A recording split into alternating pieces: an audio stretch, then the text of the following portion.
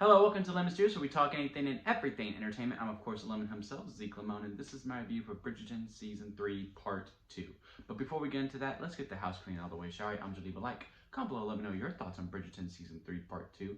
And, of course, hit that subscribe button as it helps me grow into my YouTube career. I would greatly appreciate it. Now, with all that out of the way, let's get into the review, shall we? So, I loved the first half of Bridgerton Season 3.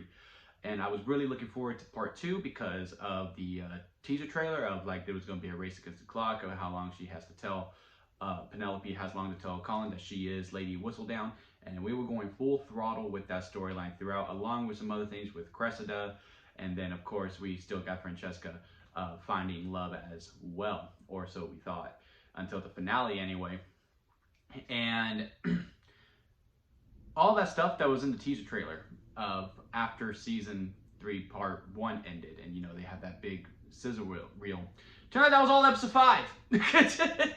the clock and everything, all that was all in episode 5. And then turns out Cressida says she is Lady Whistledown, which you can understand why she would want to be in this situation. She doesn't want to marry this old man. She's not gonna be able to do any of the gossip stuff and all the stuff that she likes to do and just be alone and be like, oh man, I have kids with this guy too, and like she's not attracted to him in any way. And everyone talking around was like, yeah, no, if you're Lady Whistledown, I mean, you can just forget about marriage. It's not gonna happen. No one's gonna want you. No one's gonna want you around. And then she's like, hey, I'll do it. And then the queen kind of calls, you know, BS on it. And then Penelope and Eloise are coming together. They finally make up. It's like, look, we probably shouldn't tell Colin this because it's gonna probably ruin him, break his heart even more. So maybe we shouldn't. Let's just keep it. But you gotta move on. That was the big story point with Penelope, was like, you gotta move on, you gotta move on, you gotta move on from it, you gotta move on from it. And she's just like, well, you know, she's really a part of me. But I was just like, well, girl, just come clean. You can still do it, because also something that I really did appreciate within the show is that, you know, once she is outed and, you know, the queen sets the bounty of, look, 5,000 pounds to anyone who brings me Lady Whistledown. You can bring her, just give me the money, and I'll give you this money. And then it was like, oh man, it looks like the queen finally got her. And then it was like, well, damn, I really wanted her to know her opinion on my outfit. I wanted to know this, I wanted to know that. Like, people really look forward to it. And yeah, they do. Hell, I look forward to it, to see what she wrote. Because Penelope she's strong with the pen or the quill, whatever you want to call it. And seeing that side, I'm like, well, you know, people are still going to accept, and you're already married. So like, I really don't see what more you have to lose. I truly do not see. Another storyline element that I was very shocked to see was how much Lady Featherton really stepped up, and now I really do much appreciate her. And all it took was Colin to finally just go, look, girl, you need to take it easy on her. I love this woman. And put her in her place, and then she had to reflect and be like, yeah, I am kind of mean, aren't I? And all the scenes preceding after, like, yeah, sure, it was a little bit weird, and you're like, oh, what's your game here? First, when she was being supportive of Penelope, but no, she was genuinely supportive. She was like, look, I took wedding as a transaction to do what was best for me, to make sure I had a good life, and it turned out and I was wrong. But I did have you girls, and y'all are the best thing that happened to me. I mean, that scene where, you know, she's really like, put the walls down, like, look, I'm glad you found love. I truly am. And you know, you girls are doing better than me. You have husbands you actually like. You'll have all these different things. I may have gone about different ways the wrong way, but I am trying to do better. I mean, the trying to do better scene in the finale is one of my favorite scenes in just all of Bridgerton. Like, I was just like, that's a true arc. Like, I'm now looking forward to in season 4. I have no idea what the hell we're going to do in season 4, but I am looking forward to seeing those conversations between Penelope and Featherington now, and the sisters as well, as now they all get along pretty much. Like, it's a really interesting thing to see, and I am looking forward to seeing within the future. And also with Penelope finally am coming out as Lady Whistledown, and that, you know, okay, now she's Penelope Bridgerton, and that's what we're going to move on with going forward. I am going to miss the Whistledown voice. I am curious to see how the conversations go, you know, with the queen, and just how the gossip is, how people are going to portray to Penelope. Like, if she's around, like, are people going to hold what they say because they don't want to be in Lady Whistledown or Bridgerton? I don't know. I don't know what they're going to call it at this point. it's gonna be really interesting to see how that's going proceeded into the future. And then Cressida, I believe that's how you pronounce her name. I was like, girl, you're the biggest idiot of all time. Again, you can understand why she did what she did, right? I mean, she did not want to get married. She felt like she was in a corner. She thought this was the only way out. But then when the queen's like, okay, now write something like that, I'm like, well, yeah. I mean, what did you expect was going to happen, girl? That they were just going to accept it and move on and give you the money? No, that wasn't going to happen. And then, she did get somewhat smart saying, okay, well, now I got blackmail because then I figured it out. And having the blackmail angle that did not really last long. And then, she does get shipped off, which would, I'm just like, yeah, no, you're an idiot. Like, you are a big time idiot. I don't think we'll see her moving forward. I highly doubt it. But if we do try this redemption arc, because she does have some heart. I mean, you see it like with the scene that she had with Colin, that she feels bad for what she's doing, but she is somewhat taking her mom's advice finally and be like, look, it's every person for themselves, especially for women. And she took that to heart, and she was just being cutthroat with it. And the scene when Colin goes, look, your family's gonna end up forgiving you. You'll be able to come back. Like, just let it go. And she's like, how dare you? No, they won't. Because they won't. We saw her family. They won't. They won't forgive her at all. The mom will. The mom has somewhat of a heart, but that dad is just evil. Absolutely evil. And also some other things that I really liked about it. I liked that Lady Bridgerton also got a little bit of a storyline. I will say this was a little bit of a full season. Like, there were a lot of things going on. I mean, also Lady Bridgerton, I mean, she coached a perfect game. She had her son be the main catch of the season. He got married, found love. Her daughter Francesca was the diamond and also found love, or so we thought, because they had that one brief scene where she comes around, because I was with Francesca or on Lady Bridgerton's side when she was like, look, I always thought love, when I met your father, I couldn't even remember my name. I did all these little bit of stumbling, and I see it with your other siblings that love is to be fought for, and it's like kind of chaotic. But now you show me love is easy sometimes. I'm like, what? Yeah, it can be. Yeah, it absolutely can be. I can see that.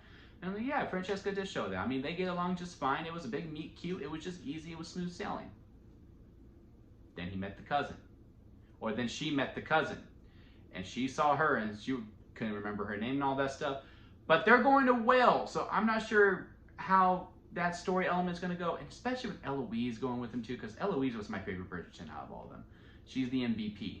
Like, the scene that she had with Colin, when Colin found out that Penelope really was, and he's like, well, how long did you know? And he was going to scorn her, and Eloise is like, nah, we're not doing that. You can't blame me, because, you had a secret of having a crush on my best friend.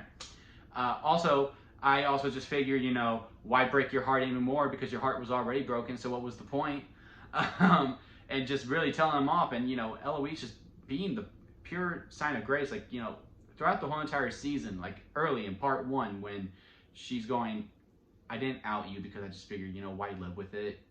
I just want to be done with it. So your secret is safe with me, but I really do not care to be your friend anymore. And then, they make up, and the conversation that they had with, you go, man, did you really want to be friends with Cressida? And she's like, well, she actually does have some redeeming qualities, but yes, at first I was a little bit petty. I ain't gonna lie to you. I was like, that was such a beautiful scene too. But also, I mean, back to that, this season was very, very bloated. I feel like they should have cut some things out and just added more to Penelope's and Colin, if anything. I still like the storyline overall, but I probably will say out of the 3 seasons, or out of the 4 if you count Queen Charlotte, this is 4th place or 3rd place, depending on what your ranking is. Mine is Queen Charlotte's at the top, and then season 2 of Bridgerton, season 1 of Bridgerton, and then maybe this season, just because there was a lot going on. Like, I wasn't, even though Francesca showed love can be easy and it's very simple and it's just smooth sailing, it's a straight shot. We'll see in season 4 if we do have a split between Wells and the Bridgerton household, because I just cannot see them not having Eloise in the season at all. And again, I mean, that cute, like, oh, she lost her name, and like, she's going to be experiencing things. Maybe she might be bi, maybe she won't. Maybe she won't be. Maybe, it's like a friendship type love. Who knows? I haven't read the book, so I don't know. Please don't spoil it for me anyway. But I do think it's going to be, you know, love, and that she's going to be experiencing that she might be lesbian. And, you know, that'll be interesting to see. I would like to see that. So I'm hoping there is a well storyline within that. Also, with, crap, the other Bridgerton, the one who discovered, a flopple. Crap, I cannot remember his name, but, you know, he meets the other Bridgerton that meets the girl who was just recently widowed, and he meets her friend, and it turns out, you know, they hook up casually, and he's like, I don't really know how I feel about that. To be honest, might not be for me. And then he's like, you know what, maybe I could, you know, make love with a man as at the same time making love with a woman. And, you know, I think he has found something within himself. I also really like the scene at the end there too, where she was like, you know, he's fun and all that, but I feel something really strongly with you. I think I am ready to like just settle down with just you. And he's like, well, you opened a whole new world for me, and I'm not sure if I want to do that anymore. I think I want to keep exploring this new side of me that you have opened up. And, you know, she understood, like, it was a very mature conversation. And absolutely, like, again, like, this show is really showing, like, different types of love things and different experiences that people go through. And, like, these are real emotions that people probably feel like, hell, even now in today's day and age. So, really enjoyed that storyline as well. Again, very curious to see. I'm just really curious to see what season 4 is going to be now that Whistledown is out. Anthony and Kate are in India having the baby. And that was a very sweet moment between Anthony and Kate when he's like, all right, let's go to India right now. She's like, really? Right now? He's like, yeah, let's do it. I want him to know about your side of the family too, not just mine. I love that you have fully embraced it, but we have time. My mom's got this. He sees Lady Danbury's brother come up. He's like, if he oversteps, let her be. It's okay. It's okay. And I was like, well, thank God Anthony's gone, because this wouldn't be good. And I love that storyline. That was a big detriment part too. But again, that's just part of what was so full about is that, you know, Penelope and Colin should have just been the focus. It should have just been them and go full throttle, and then maybe have the brother come in as the secondary storyline.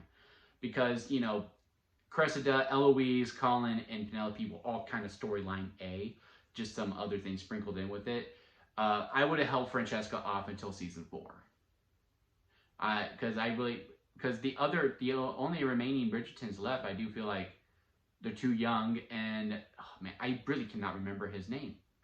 The next oldest one, I feel like he's been in season for long enough, so I don't know how he can be, you know, a catch, if you will, for season 4 to be like, all right, now you need to be the one who finds love. So we'll see. Again, I'm very, very intrigued to see what the future is. I absolutely love the show. This is probably my favorite TV show of 2024 so far. I had an absolute fun ride with it. Was really, really satisfied with it, because the finale felt like a finale. Like, again, what else can we go? Because the way it ends and the final line was absolutely just perfect. Like, I am okay with saying goodbye forever if this was the end. But we do know that season 4 is coming. So yeah, let me know what you thought of Bridgerton season 4 part 2. I would greatly appreciate it. And again, hit that like and hit that subscribe button.